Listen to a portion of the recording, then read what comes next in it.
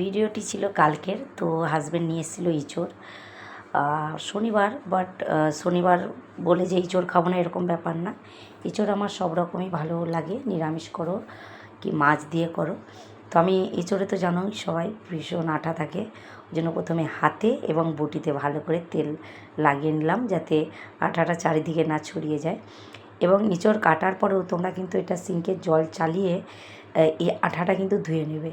ধুয়ে নিলে কী হবে বলো তো, আঠাটা একদমই জলের সাথে ধোয়া হয়ে চলে যায় এবং হাতে বটিতে বেশি কিন্তু লাগে না।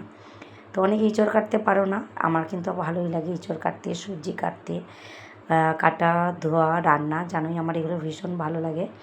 তো আমি সবজিগুলো একে একে কেটে নিচ্ছি, আজকে অনেক কিছুই রান্না হবে। হাজব্যান্ড আবার নিরামিষ এঁচড়টা খায় না, তার জন্য একটু আলু পোস্ত করতে হবে। ছেলে বলেছে উচ্ছে ভাজা খাবে, তার জন্য উচ্ছা নিয়ে এসছে, উচ্ছাগুলোও কেটে নিচ্ছি, ভাজা করব। দেখতেই পাচ্ছ বন্ধুরা আমার হাতে এবং বটিতে কোথাও কিন্তু আঠা লাগেনি, সুন্দর তেলের জন্য কিন্তু আঠাটা লাগেনি, কাটা হয়ে গেছে। যাই হোক, এরপর আমি কুকারে ডাল সিদ্ধ করেছিলাম, ডালটা এবার ফোড়ন করে দেবো। তো যেহেতু মুগ ডালে একটু যদি আদা গ্রেট করে দেওয়া হয়, এইভাবে ছকা হয়, ডালটা কিন্তু ফ্লেভারটা একদম দ্বিগুণ বাড়িয়ে দেয়। এদিকে ডালটাও হয়ে গেছে, এদিকে দেখো এঁচড় সেদ্ধ হয়ে গেছে, এঁচড় সেদ্ধটা নামিয়ে নিলাম। তারপরে দেখো এখানে একটু হিংচা সিদ্ধ দিলাম, সাথে দিলাম একটু আলু। আমার আবার এটা কিন্তু ভীষণ ভালো লাগে। আর ইঁচড়টা কী করেছি, জাস্ট একটা সিটি দিয়ে নামিয়ে দিয়েছি যাতে গলে না যায়। তারপরে একটু সাদা তেলে ভেজে নিয়েছি।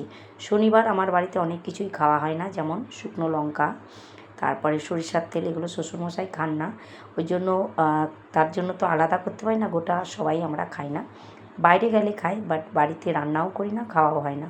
ওই জন্য আজকে সব সাদামাটা তরকারি, লঙ্কা গুঁড়ো ছাড়া সব কাঁচা লঙ্কা দিয়ে তরকারি করেছি।